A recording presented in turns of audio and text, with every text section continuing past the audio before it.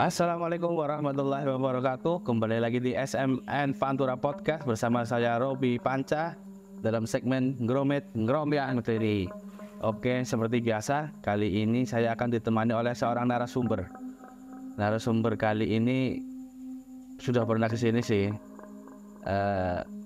Kali ini beliau akan bercerita mengenai bertemu dengan arwah yang mantan ajudan sudah meninggal tadi sore. Beliau bertemu pada malam harinya. Oke, sebelum kita sapa narasumber kita, jangan lupa like, comment, share, dan subscribe channel ini. Oke, langsung saja kita sapa narasumber kita, Bapak Rio Nutupra.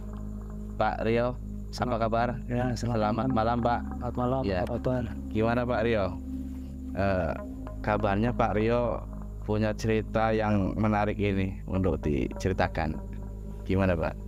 Ya, ini kebetulan saya itu ada beberapa cerita yang mungkin bisa menjadi semacam ya perhatian lah, bahwa dunia lain itu ada. Dan, tapi ya ini mungkin banyak dialami orang ya, kejadian seperti ini. Jadi ada jin yang kadang menyerupai manusia. Ini saya alami. Dan ya nggak nyangka itu seperti itu. Ya.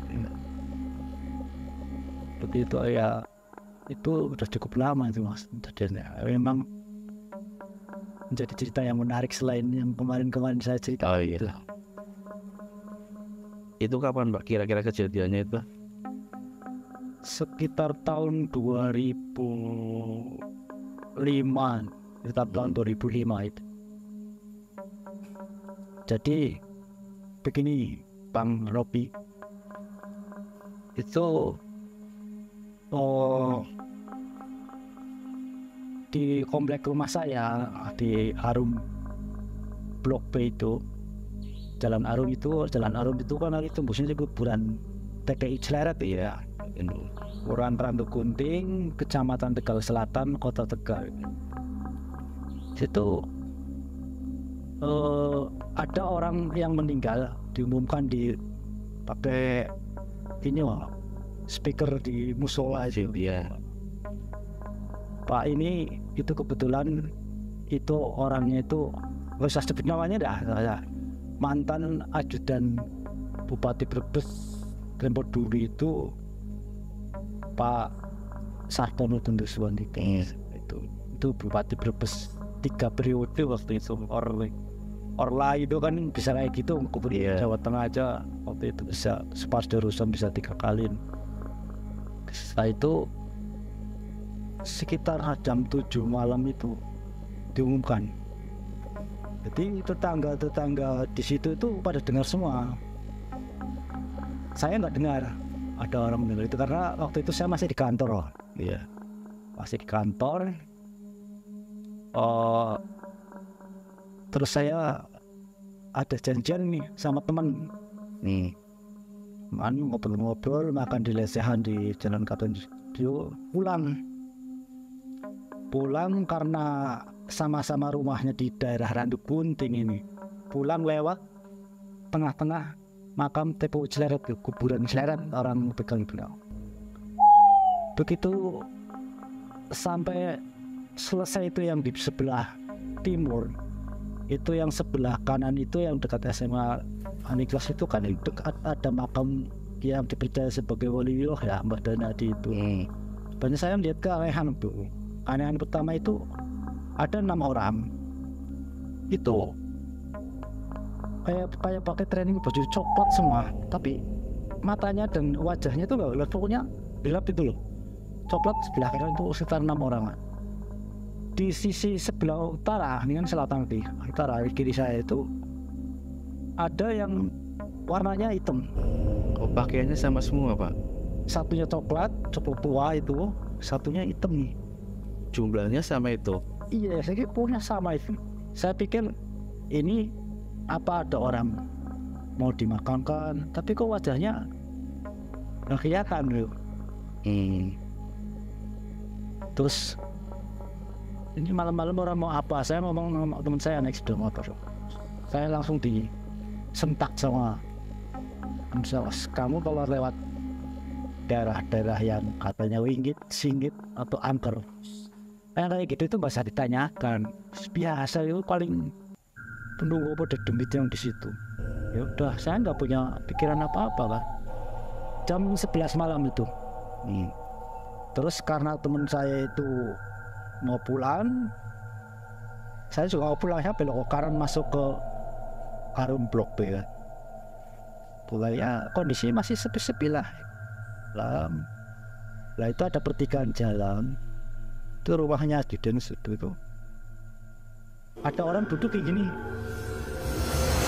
sambil merokok kretek tuh. Kalau saya kenal ya, saya siapa? Pak, dia jawab, ya karena saya itu udah akrab ya, ngobrol dan dia itu orangnya juga ramah dan lain-lain. Terus udah saya pulang tuh masuk ke rumah kan, ke rumah istri saya kan keluar gitu. Begitu keluar bilang, itu tadi Pak ini jam 7 meninggal. Siapa? Meninggal. Dan tadi saya ketemu.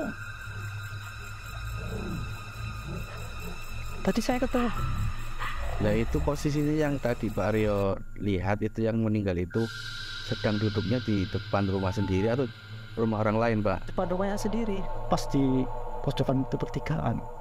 Nah yang aneh lagi kan orang ini nggak merokok, tapi kok merokok. Tapi jelas itu orang ini mantan ajudan. Ya umurnya mungkin sekitar 70-an gitu ya. Itu seperti itu. Merinding ya cerita gitu, merinding. Berarti yang saya temui itu tadi siapa loh, kok katanya sudah diumumkan meninggal, sosoknya ketemu saya. Itu memang sosoknya itu memang seharinya seperti itu, Pak, maksudnya nggak ada perubahan dari wajah atau dari tubuhnya itu. Gini kayak kaos biasa, kaos putih, cuma yang beda itu merokok. Kenapa, Pak? Biasanya itu dia nggak merokok. Iya, merokok. Terus yang saya tadi temui itu siapa itu? Itu bahkan biasanya kan kalau ada orang meninggal kan di rumahnya itu rame. Itu kondisi rumahnya itu sepi atau rame, Pak? Ya karena udah jam-jam segitu kan orang yang istilah ngaji dan lain-lain kan sudah pada pulang. Dan memang saya tidak tahu itu ada tetangga saya meninggal pada jam itu. Tahun-tahun segitu WA aja belum muncul kan, Android belum muncul, di mau kabar-kabari ya paling SMS atau apa. Tapi ya itu cuma ini saya kan tanya-tanya, ini saya mimpi atau apa, saya dia ditakut-takuti atau gimana? Katanya sih ini benar bangga, itu memang sering terjadi seperti itu. Ada jin yang menyerupai manusia ketika ada orang baru meninggal di dunia. Biasanya anak kecil ini yang sering dilihatkan seperti itu. Tapi ini kok saya itu sudah tadi lewat makan celeret, ada 12 orang yang nongol tanpa identitas, itu mau apa, mau masuk di kampung, lo kok dilihatin seperti itu. Itu Pak, waktu disapa memang kesehariannya kalau disapa cuma seperti itu apa memang lain, Pak? Kalau sehari-harinya itu ya ngobrolnya akrab ya, kan udah akrab tetangga. Tapi ini gugur cuma ini aja, apa, ngomong Pak enggak jawabannya itu toh. Apa mungkin tadi ya waktu di makam itu, waktu pas jalan itu ada sosok yang menyerupai yang meninggal itu apa enggak, Pak? Oh, kalau yang di makam itu sosoknya itu ya kalau coklat nggak kelihatan matanya, mulutnya Coklat karena pakai pakaian apa gimana? Ya kayak orang ketutupan lah ini.